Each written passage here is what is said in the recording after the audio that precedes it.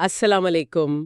آج ہم ایک ایسے موضوع پر بات کر رہے ہیں جو ہماری دنیا، ہمارے معاشروں اور اکثر ہماری اپنی شناخت کو بھی شکل دیتا ہے، یعنی قوم پرستی یا نیشنلزم۔ وعلیکم السلام۔ جی ہاں، یہ لفظ ہم روز سنتے ہیں، خبروں میں، سیاست میں۔ بالکل، تاریخ کی کتابوں میں بھی۔ لیکن کیا ہم واقعی سمجھتے ہیں کہ یہ ہے کیا؟ کیا یہ صرف ایک سیاسی نعرہ ہے یا اس سے کچھ گہرا معاملہ ہے؟ یہی سوال ہے۔ آج ہمارے پاس کچھ تعلیمی مواد ہے، خاص طور پر لیکچر 26 کے نوٹس جو موضوعات 99 سے 101 کا احاطہ کرتے ہیں۔ تو ہمارا مقصد ہے کہ اس مواد کی بنیاد پر قوم پرستی کی گہرائی میں جائیں، اس کی مختلف شکلوں کو سمجھیں اور دیکھیں کہ یہ ہمارے سیاسی نظام اور سماجی زندگی پر کیسے اثر انداز ہوتی ہے۔ بالکل، اور یہ ایک بہت اہم موضوع ہے۔ قوم پرستی، آپ دیکھیں، ایک ایسی طاقت ہے جس نے سلطنتیں بنائی ہیں اور توڑی بھی ہیں۔ صحیح۔ یہ لوگوں کو جوڑ بھی سکتی ہے اور تقسیم بھی کر سکتی ہے۔ تو یہ سمجھنا کہ قوم پرستی کیسے کام کرتی ہے، اس کے نظریات کیا ہیں اور اس کی مختلف اقسام کے کیا نتائج نکلتے ہیں، آج کی دنیا کو سمجھنے کے لیے بہت ضروری ہے۔ اور یہ لیکچر نوٹس ہمیں ایک منظم انداز میں سمجھنے کا موقع دیں گے۔ جی، ہم کوشش کریں گے کہ ان تعلیمی نکات کو آسان اور دلچسپ انداز میں پیش کریں۔ تو آئیے شروع کرتے ہیں موضوع 99 سے۔ قوم پرستی اصل میں ہے کیا؟ لیکچر نوٹس بتاتے ہیں کہ یہ بنیادی طور پر ایک اجتماعی سوچ کا انداز ہے۔ جی۔ یہ صرف سیاسی وفاداری نہیں، بلکہ یہ ایک پورا نظریہ ہے کہ دنیا کو قوموں میں تقسیم ہونا چاہیے اور ہر قوم کی اپنی ریاست ہونی چاہیے۔ بالکل۔ نوٹس میں دو بڑے زاویہ نظر کا ذکر ہے، ایک ساختیاتی یعنی اسٹرکچرلسٹ اور دوسرا ثقافتی تعمیری کلچرل کنسٹرکشنلسٹ۔ یہ نام تھوڑے شاید بھاری لگیں، جی لگ سکتے ہیں، لیکن ان کے پیچھے خیالات کافی دلچسپ ہیں۔ ساختیاتی نقطۂ نظر، جس کا ذکر گرین فیلڈ اور ایسٹ ووڈ نے کیا اور جو ارنسٹ گیلنر جیسے مفکرین کے کام پر مبنی ہے، قوم پرستی کو ایک خاص قسم کے شعور یا سمجھ بوجھ کے طور پر دیکھتا ہے۔ شعور؟ کس طرح کا شعور؟ یہ شعور ریاست کے ڈھانچے سے جڑا ہوتا ہے اور سماجی نظام بناتا ہے، یعنی یہ صرف دل کی آواز نہیں بلکہ معاشی اور سماجی تبدیلیوں، خاص طور پر جدیدیت اور صنعت کاری کا نتیجہ ہے۔ اچھا۔ گیلنر کا خیال تھا کہ صنعتی معاشروں کو ایک مشترکہ اعلیٰ ثقافت یعنی ہائی کلچر کی ضرورت ہوتی ہے، مشترکہ زبان، تعلیم، اقدار، تاکہ لوگ مل کر کام کر سکیں۔ ٹھیک۔ ریاست اس مشترکہ ثقافت کو فروغ دیتی ہے اور اسی سے قوم پرستی کا شعور پیدا ہوتا ہے۔ اچھا، تو اس نظریے کے مطابق قوم پرستی ایک طرح سے جدید دور کی پیداوار ہوئی جو صنعتی انقلاب کے ساتھ ابھری۔ بڑی حد تک ہاں، ساختیاتی نظریہ یہی کہتا ہے۔ دیکھیں، صنعت کاری نے لوگوں کو گاؤں سے شہروں کی طرف منتقل کیا، پرانی وفاداریاں ٹوٹیں، تعلیم عام ہوئی۔ ان سب چیزوں نے ایک وسیع تر قومی شناخت کے لیے بنیاد فراہم کی۔ ریاست نے اس میں اہم کردار ادا کیا، مثلاً قومی زبان کو فروغ دے کر، قومی تعلیمی نظام بنا کر۔ صحیح۔ اسی سلسلے میں اینتھنی اسمتھ کا کام بھی اہم ہے، جس کا ذکر نوٹس میں ہے۔ وہ قوم پرستی کی جڑیں زیادہ گہری تاریخ اور ثقافت میں دیکھتے ہیں۔ اچھا، وہ کیسے؟ ان کے مطابق جدید قومیں اکثر پرانی نسلی یا ثقافتی گروہوں، جنہیں وہ ایتنیز کہتے ہیں، ان پر بنتی ہیں، جن کی مشترکہ یادیں، کہانیاں، روایات، ایک مخصوص علاقہ اور معاشی تعلقات ہوتے ہیں۔ تو وہ اسے صرف جدیدیت کا نتیجہ نہیں مانتے؟ نہیں، بلکہ تاریخ اور ثقافت کے تسلسل کے طور پر دیکھتے ہیں۔ یہ تو ہوا ایک پہلو۔ اب دوسرا نقطہ نظر، تعمیری یا کنسٹرکشنسٹ، جس میں بینیڈکٹ اینڈرسن کا نام بہت نمایاں ہے۔ انہوں نے قوم کو تصوراتی کمیونٹیز یعنی امیجنڈ کمیونٹیز کہا۔ یہ خیال مجھے ہمیشہ بہت دلچسپ لگتا ہے۔ اس کا کیا مطلب ہے؟ جی، اینڈرسن کا کمال یہ ہے کہ انہوں نے اس بات پہ غور کیا کہ کروڑوں لوگ جو کبھی ایک دوسرے سے نہیں ملیں گے، جنہیں ایک دوسرے کا نام تک نہیں معلوم، وہ پھر بھی خود کو ایک ہی قوم کا حصہ کیسے محسوس کرتے ہیں۔ ہاں، یہ ایک بڑا سوال ہے۔ ان کا جواب تھا کہ قوم بنیادی طور پر ہمارے ذہنوں میں بنتی ہے۔ یہ تصوراتی اس لیے ہے کہ ہم اپنے تمام ہم وطنوں کو ذاتی طور پر نہیں جان سکتے، لیکن ہمارے ذہن میں ان کے ساتھ ایک تعلق، ایک مشترکہ شناخت کا گہرا احساس ہوتا ہے۔ اور یہ احساس پیدا کیسے ہوتا ہے؟ اینڈرسن نے پرنٹ کیپٹلزم یعنی چھاپے خانے اور اخبارات و رسائل کے پھیلاؤ کو بہت اہمیت دی۔ ان کے مطابق جب لوگ ایک ہی زبان میں شائع شدہ مواد پڑھنے لگے تو انہیں احساس ہوا کہ ان جیسے خیالات اور تجربات رکھنے والے اور بھی بہت سے لوگ ہیں جو ان کے قوم کا حصہ ہیں۔ اچھا، اس طرح ایک مشترکہ شعور اور شناخت پیدا ہوئی۔ تو گویا اخبارات، کتابیں اور بعد میں ریڈیو اور ٹی وی نے ہمیں یہ تصور کرنے میں مدد دی کہ ہم ایک وسیع کمیونٹی کا حصہ ہیں، حالانکہ ہم اس کمیونٹی کے زیادہ تر لوگوں سے کبھی نہیں ملیں گے۔ بالکل، یہ ایک طاقتور خیال ہے۔ یہ بتاتا ہے کہ قوم پرستی صرف سیاسی یا معاشی ڈھانچوں کا نام نہیں، بلکہ یہ ثقافتی تعمیر کا عمل بھی ہے۔ یہ کہانی ہے جو ہم خود کو اور دوسروں کو سناتے ہیں۔ تو خلاصہ یہ کہ ایک نظریہ اسے معاشی اور سماجی ڈھانچوں سے جوڑتا ہے، جی، ساختیاتی نظریہ، خاص طور پہ صنعت کاری سے، اور دوسرا اسے ثقافتی عمل اور مشترکہ تصورات کا نتیجہ سمجھتا ہے۔ بالکل، یعنی تعمیری نظریہ۔ حقیقت شاید، جیسا کہ اکثر ہوتا ہے، ان دونوں کے امتزاج میں کہیں پوشیدہ ہو۔ یہ وضاحت بہت مددگار رہی۔ اب جب ہم نے بنیادی نظریات کو سمجھ لیا ہے تو چلیں موضوع 100 کی طرف بڑھتے ہیں، قوم پرستی کی اقسام۔ لیکچر نوٹس بتاتے ہیں کہ قوم کی تعریف اور رکنیت کی بنیاد پر قوم پرستی کو 3 بڑی اقسام میں بانٹا جا سکتا ہے۔ یہ سمجھنا کیوں ضروری ہے؟ یہ تقسیم جو گرین فیلڈ اور ایسٹ وڈ نے پیش کی اس لیے اہم ہے کیونکہ یہ ہمیں سمجھنے میں مدد دیتی ہے کہ مختلف ممالک قوم اور شہریت کو کس طرح دیکھتے ہیں اور اس سے ان کے سیاسی نظام اور پالیسیوں پر کیا فرق پڑتا ہے۔ ٹھیک ہے۔ پہلی قسم ہے انفرادیت پسند شہری قوم پرستی، یعنی انڈیویجولسٹک سیوک نیشنلزم۔ یہاں انفرادیت پسند کا مطلب ہے کہ فرد کو بنیادی اکائی سمجھا جاتا ہے۔ قوم افراد کا ایک رضاکارانہ مجموعہ ہے، رضاکارانہ؟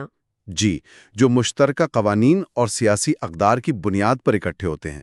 اور شہری یعنی سیوک کا مطلب ہے کہ قومیت کا تعلق نسل، مذہب یا ثقافت سے نہیں بلکہ شہریت سے ہے، سٹیزن شپ سے۔ اچھا، تو اگر آپ شہری ہیں تو آپ قوم کا حصہ ہیں؟ بالکل، قومیت اور شہریت ایک ہی چیز سمجھی جاتی ہے۔ اس کی مثالیں کون سی ہیں؟ کلاسیکی مثالیں امریکہ، برطانیہ، کینیڈا، آسٹریلیا ہیں۔ ان ممالک میں کم از کم نظریاتی طور پر کسی بھی پس منظر سے تعلق رکھنے والا شخص شہری بن کے مکمل طور پر قوم کا حصہ بن سکتا ہے۔ زور مشترکہ سیاسی اقدار اور اداروں پر ہوتا ہے، نہ کہ مشترکہ نسل یا تاریخ پر۔ ٹھیک ہے۔ اب دوسری قسم، اجتماعیت پسند شہری قوم پرستی، یعنی کلیکٹیوسٹک سیوک نیشنلزم۔ یہ پہلی قسم سے کیسے مختلف ہے؟ یہاں اجتماعیت پسند یعنی کلیکٹیوسٹک کا پہلو اہم ہے۔ اس قسم میں قوم کو افراد کے مجموعے سے بڑھ کر ایک ناقابل تقسیم اکائی سمجھا جاتا ہے، جس کی اپنی ایک شناخت اور مرضی ہوتی ہے۔ فرد کی اہمیت قوم کے حوالے سے دیکھی جاتی ہے۔ لیکن یہ اب بھی شہری ہے؟ جی، یہ اب بھی شہری یعنی سیوک ہے، مطلب رکنیت کا بنیادی معیار شہریت ہی ہے۔ تاہم یہاں قوم کی ایک خاص اجتماعی ثقافت یا مشن پر زیادہ زور ہو سکتا ہے۔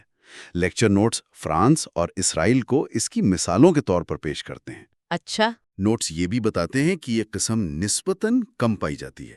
دلچسپ بات یہ ہے کہ یہ دونوں شہری اقسام، انفرادیت پسند اور اجتماعیت پسند، اکثر ایک دوسرے کی اتحادی سمجھی جاتی ہیں کیونکہ دونوں نسل یا موروثیت کی بجائے شہریت پر مبنی ہیں۔ اور تیسری قسم ہے اجتماعیت پسند نسلی قوم پرستی، یعنی کلیکٹیوسٹک ایتھنک نیشنلزم۔ یہاں نسلی ایتھنک کا لفظ آ گیا تو لگتا ہے یہ کافی مختلف ہوگی۔ جی ہاں، یہ بنیادی طور پر مختلف ہے۔ یہاں بھی قوم کو ایک اجتماعی اکائی سمجھا جاتا ہے، کلیکٹیوسٹک، لیکن قوم کی تعریف نسلی، موروثی یا جینیاتی بنیادوں پر کی جاتی ہے۔ یعنی پیدائشی طور پر؟ جی، یعنی قومیت کا تعین پیدائش، خون کے رشتے یا مشترکہ نسل و ثقافت سے ہوتا ہے۔ شہریت مل جانا کافی نہیں ہوتا۔ اصل رکنیت اندرونی گروہ سے تعلق رکھنے پر منحصر ہوتی ہے۔ اس قسم میں ہم اور وہ کا فرق بہت واضح ہوتا ہے، اور یہ فرق اکثر ثقافتی یا نسلی بنیادوں پر قائم ہوتا ہے۔ کیا آج کی دنیا میں اس کی مثالیں موجود ہیں؟ لیکچر نوٹس کے مطابق اس کی جھلکیاں بہت سی جدید ریاستوں میں نظر آ سکتی ہیں، چاہے وہ خود کو جمہوری کیوں نہ کہلائیں۔ کئی ممالک اپنی قومی شناخت کو ایک خاص نسلی یا ثقافتی ورثے سے جوڑتے ہیں، اور تارکین متنوع یا اقلیتوں کے لیے مکمل انضمام مشکل ہو سکتا ہے۔ اچھا۔ نوٹس میں مختلف سیاسی نظاموں کا ذکر ہے جہاں یہ رجحانات پائے جا سکتے ہیں، جیسے سماجی جمہوریتیں، لبرل جمہوریتیں یا منظم جمہوریتیں۔ ہر ایک میں اس کے مظاہر مختلف ہو سکتے ہیں۔ بنیادی نقطہ یہ ہے کہ قوم کی تعریف نسلی یا ثقافتی خطوط پر کی جاتی ہے۔ تو یہ 3 اقسام، انفرادیت پسند شہری، اجتماعیت پسند شہری اور اجتماعیت پسند نسلی، ہمیں بتاتی ہیں کہ قوم کی رکنیت کے معیار کیا ہیں۔ کیا یہ رضاکارانہ سیاسی انتخاب ہے، شہری حیثیت ہے، یا پیدائشی و ثقافتی تعلق ہے؟ اب سوال یہ ہے کہ یہ فرق عملی طور پر ریاستوں کی سیاست اور معاشرت پر کیسے اثر انداز ہوتا ہے؟ یہ فرق بہت گہرا ہے۔ یہ ریاست کی بنیاد، اس کے قوانین، اس کی پالیسیوں اور شہریوں کے آپسی تعلقات سب کو متاثر کرتا ہے۔ یہ ہمیں موضوع 101 کی طرف لے جاتا ہے، قوم پرستی کے مضمرات یا اثرات۔ ٹھیک ہے۔ لیکچر نوٹس اس بات پر زور دیتے ہیں کہ قوم پرستی سیاسی رویے کے ہر پہلو میں سرایت کر جاتی ہے۔ یہ صرف ایک نظریہ نہیں رہتا، بلکہ یہ سیاسی حقیقت کو تشکیل دیتا ہے اور اداروں کی شکل میں مجسم ہو جاتا ہے۔ اس کی کچھ مثالیں دیں گے کہ یہ کیسے ہوتا ہے؟ ضرور۔ مثال کے طور پر، جس ملک میں انفرادیت پسند شہری قوم پرستی غالب ہوگی، وہاں سیاسی گفتگو میں فرد کی آزادی، حقوق اور قانون کی حکمرانی پر زیادہ زور دیا جائے گا۔ امیگریشن پالیسیاں شاید زیادہ کھلی ہوں، کم از کم نظریاتی طور پر، کیونکہ قومیت شہریت سے جڑی ہے۔ اور دوسری طرف اس کے برعکس، جہاں اجتماعیت پسند نسلی قوم پرستی مضبوط ہوگی، وہاں قومی اتحاد، ثقافتی تسلسل اور بعض اوقات نسلی پاکیزگی پر زیادہ زور دیا جا سکتا ہے۔ اقلیتوں کے حقوق کا معاملہ زیادہ پیچیدہ ہو سکتا ہے، اور امیگریشن پالیسیاں زیادہ سخت ہو سکتی ہیں تاکہ قومی کردار کو محفوظ رکھا جا سکے۔ نوٹس میں چین، امریکہ، برطانیہ اور روس کی مثالیں بھی دی گئی ہیں۔ جی، نوٹس میں مثالیں دی گئی ہیں کہ کیسے مختلف سیاسی نظام، جیسے چین کی سوشلسٹ جمہوریت، امریکہ برطانیہ کی لبرل جمہوریتیں یا پوٹن کی روس کی منظم جمہوریت، اپنے اپنے قوم پرستانہ نظریات کی عکاسی کرتے ہیں۔ لیکچر نوٹس میں خود مختاری یعنی سوورینٹی کے تصور میں بھی فرق بتایا گیا ہے، جو قوم پرستی کی قسم سے جڑا ہے۔ یہ فرق کیا ہے؟ یہ ایک بہت اہم نقطہ ہے۔ گرین فیلڈ اور ایسٹ ووڈ کے مطابق انفرادیت پسند قوم پرستی میں خود مختاری کا مطلب ہے آزاد افراد کی مجموعی آزادی، یعنی حاکمیت اعلیٰ کا سرچشمہ عوام ہے جو آزاد افراد پر مشتمل ہیں۔ یعنی طاقت عوام سے آتی ہے۔ جی، ریاست کی طاقت عوام سے آتی ہے اور عوام کے لیے ہے۔ اور اجتماعیت پسند قوم پرستی میں وہاں خود مختاری کا مطلب ہے قوم کی غیر ملکی تسلط سے آزادی، زور فرد کی بجائے پوری قوم کی آزادی، اس کی خود مختاری اور بیرونی مداخلت سے محفوظ رہنے پر ہوتا ہے۔ اچھا۔ یہاں قوم کو ایک اکائی کے طور پر دیکھا جاتا ہے، جس کی اپنی مرضی اور مفادات ہوتے ہیں، جو افراد کے مفادات سے بالاتر ہو سکتے ہیں۔ یہ فرق خارجہ پالیسی میں بہت واضح نظر آ سکتا ہے۔ کیسے؟ ایک ملک شاید بین الاقوامی معاہدوں میں اپنی قومی خود مختاری پر بہت زور دے، جبکہ دوسرا ملک انفرادی حقوق کے عالمی معیارات پر زیادہ توجہ دے۔ اور مساوات یعنی ایکوالٹی کے تصور کے بارے میں کیا یہ بھی مختلف ہوتا ہے؟ جی بالکل۔ انفرادیت پسند قومیں کم از کم اپنے نظریے میں تمام شہریوں کے درمیان قانونی اور سیاسی مساوات پر زور دیتی ہیں۔ آزادی، خود حکمرانی کا حق، سیاسی عمل میں شرکت اور قانون کے سامنے برابری، یہ سب اس نظریے کا حصہ ہے۔ یہ تو ان کے آئین اور نظام میں بھی نظر آتا ہے۔ جی ہاں، یہ اصول ان کے آئین اور سیاسی نظام میں واضح طور پر درج ہوتے ہیں، اگرچہ عملی طور پر ان پر عمل درآمد میں کمیاں ہو سکتی ہیں۔ اور اجتماعیت پسند قوموں میں مساوات کا کیا مطلب ہے؟ وہاں مساوات کا تصور تھوڑا مختلف ہے۔ بنیادی مساوات اس بات میں سمجھی جاتی ہے کہ تمام اراکین قوم کی لازمی فطرت یا مشترکہ شناخت میں برابر کے شریک ہیں۔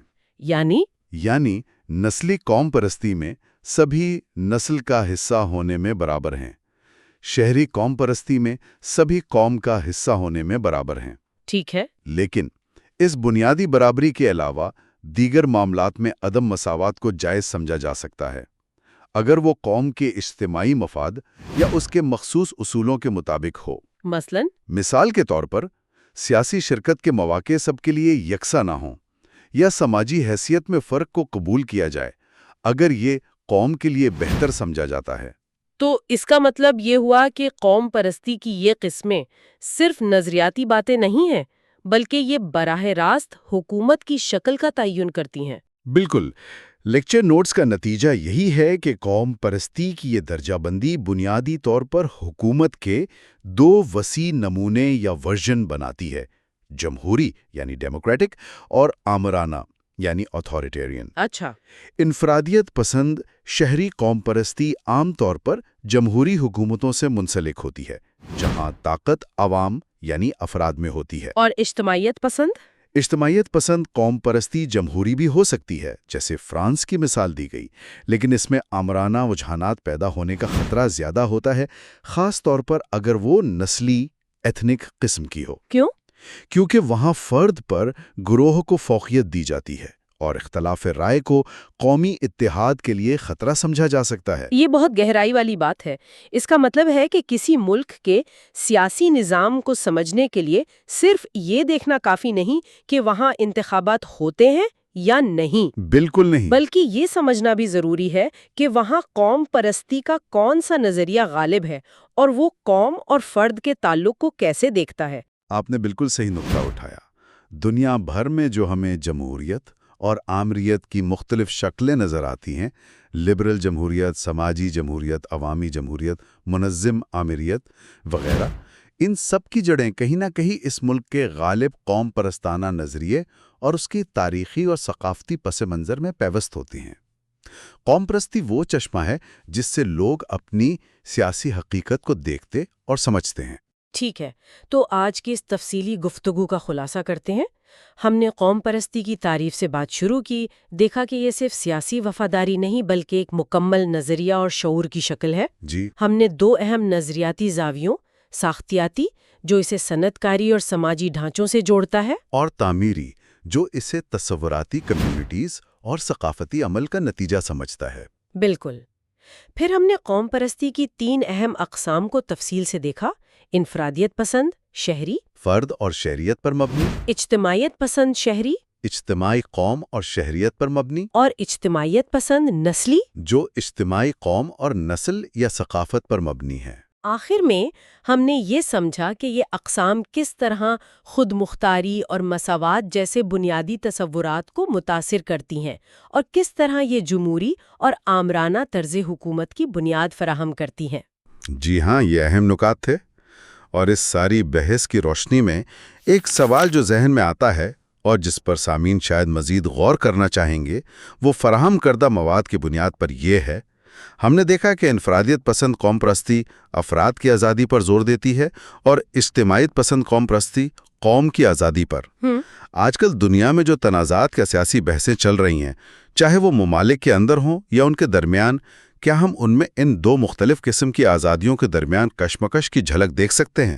دلچسپ سوال ہے۔ مثال کے طور پر، کب قومی سلامتی کے نام پر انفرادی آزادیوں کو محدود کرنا جائز سمجھا جاتا ہے اور کب انفرادی حقوق کا تحفظ قومی مفاد پر مقدم سمجھا جاتا ہے؟ یہ تفریق جو قوم پرستی کی قسم سے جڑی ہے، حقیقی دنیا کی سیاست کو سمجھنے میں کیسے مدد دے سکتی ہے؟ یہ ایک ایسا سوال ہے جو اس مواد پر مزید سوچ بچار کی دعوت دیتا ہے۔